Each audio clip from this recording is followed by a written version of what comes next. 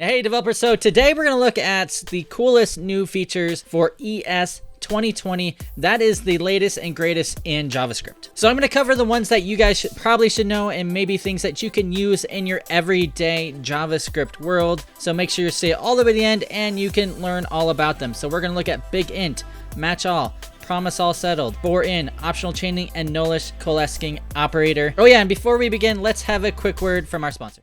I just want to take a moment and thank our sponsor, .tech Domains. Now, if you're anything like me, you probably love domain names and you love to buy ones that are short and relevant, but also most importantly, available. And that's what's really cool about .tech Domains. There's a ton of really cool domains available. And the .tech domain is broad enough that you can kind of understand that this is technology related as well. A lot of really cool sites are using .tech domains like Hollywood.tech, Viacom.tech, even personal sites like AustinEvans.tech. So if you guys are interested and you want to search for a really cool domain name, go to go.tech/Erik and then search for your domain name. If you end up buying it, you actually get up to 80% off on 1 year and 5 year domains. So go to go.tech/Erik and go ahead and pick up that domain name. Thanks. Okay, so let's begin at what BigInt is. So right now, there is actually a limit to a safely typed integer inside JavaScript. And what I mean by that is, let's say we do const x here, and we do number, and then we do max safe integer plus 1. So there's actually a number here, and I'll show you what it looks like. If you look, if we save this, actually I have a plugin called Quoco that just helps me interpret and see what's happening when I run stuff on the command line. But you can see here that this number, this 9007199, basically 9 quadrillion, is the maximum safe number inside JavaScript. So it basically represents 2 to the 53 minus 1. It's a double precision floating point format. But let's say we're running really, really big numbers and we want to deal with something bigger. So let's say if we did something like this, and we did a const here to y, and we actually added 2 here.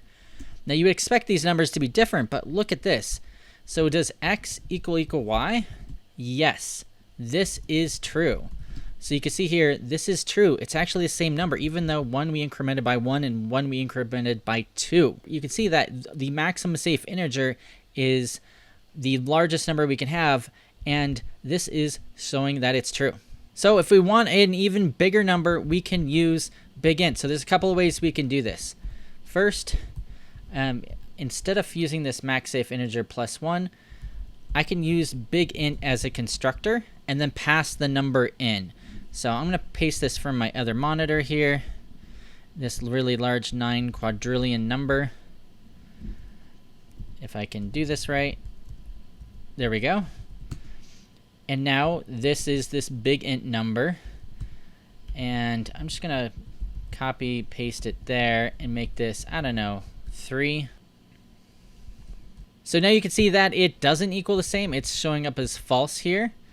There's also another way we can do this. Instead of putting BigInt, we can let's say we do const x here,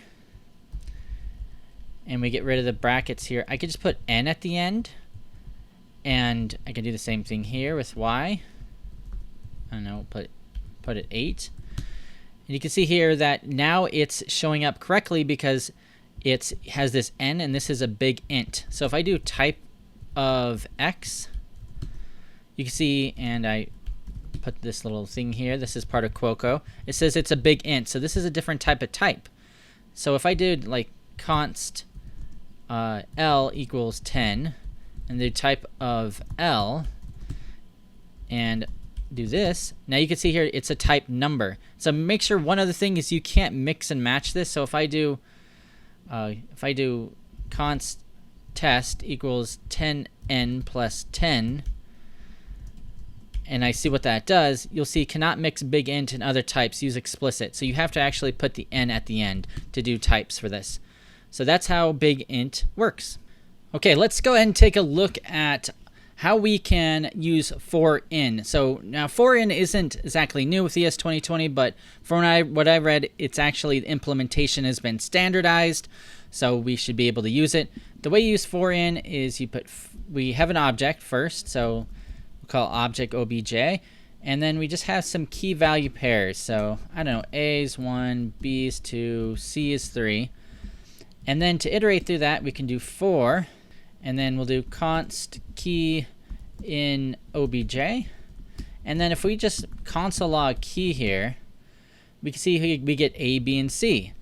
Now, if we wanted to actually get what's inside it, we can do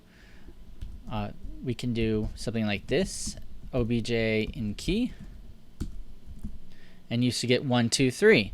So it's just a quick way of iterating through objects.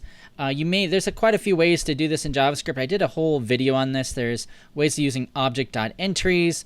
In the past, you also had to do something called like has own key property, but it's not really necessary on this right now. You just need to be able to do const key in object, and it works as expected. Okay, so let's take a look at matchAll. Now, matchAll is a way that we can use regular expression to search strings, and it's basically an improved version of match. So let's see if we have this string here. I love JavaScript. Yes, I do JavaScript. And I want to search for how many instances of JavaScript there is and then pull them out. So I can do something like this. I can do result equals str match, and then I'll just put in my regular expression, which I'm just do as JavaScript. And then if I do something like this, it returns, you can see here, it returns the first instance of it. So I see JavaScript here, index 7. I love JavaScript, as I do. Groups undefined. So it pulls out this array that tells me exactly what index it is and the input. But what happens if I want to get all instances? It only grabbed the first instance.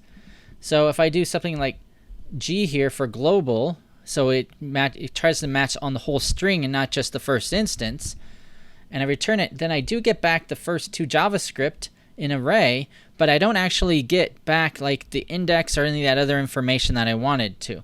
So actually I can use something like this. I can use string.matchAll, and if I do matchAll, it actually returns an iterator.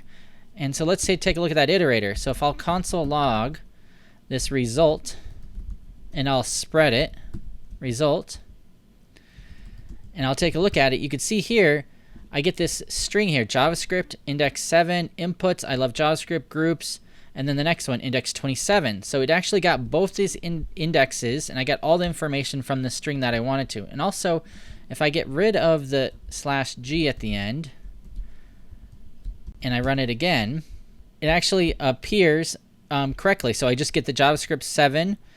It just grabs the first instance of it, just like it's supposed to. So you don't have any real issues there either. So that's kind of the power of matchAll. It's just a little bit better match, and it's a great way to use regular expressions inside your JavaScript. Okay, let's take a look at promise.allSettled. Now, promise.allSettled, I think, is a better way to handle when you have multiple promises and you want to wait for them all to finish running before you do something. Now, there is something called promise.all that we have now, but the problem is if any of those reject in promise.all, it returns. So this one is nice because we can actually have promises that resolve or reject and have them all settled before it returns. So I'll show you how that works. So let's say I do const and I do promise1, and this promise1 is, it just rejects. So we're going to reject, and then we're going to have a promise2, and that's going to resolve, and we're going to do, it's going to be resolve. And then the third one is going to resolve as well. And we'll just say another resolve. And I'll put, I don't know. It doesn't matter what I do here. And then I'll make a const promise array. And that'll be an array of promise1, promise2, and promise3.